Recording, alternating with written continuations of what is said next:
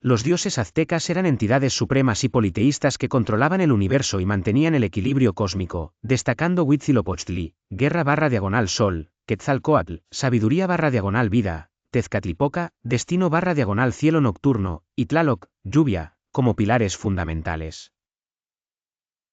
Surgidos de la dualidad original de Ometeotl, estos seres forjaron el mundo mediante batallas y exigían sacrificios humanos para garantizar la supervivencia.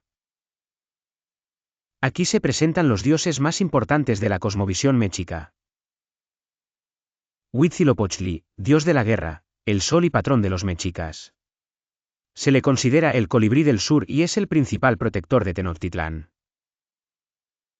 Quetzalcóatl, conocido como la serpiente emplumada, es el dios de la vida, la sabiduría, la luz y el viento, además de creador de la humanidad. Tezcatlipoca, el espejo humeante, dios del cielo nocturno, la memoria ancestral y el destino. Es el rival principal de Quetzalcóatl. Tlaloc, dios de la lluvia, el trueno y la fertilidad.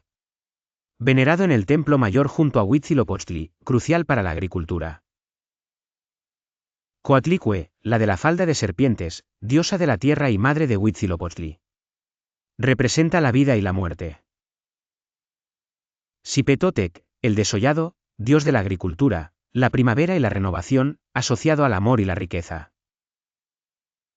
Mictlantecutli, señor del Mictlán, inframundo, y dios de la muerte.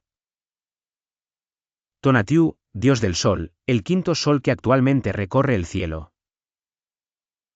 Xochiquetzal, diosa de la belleza, el amor, las flores y el arte.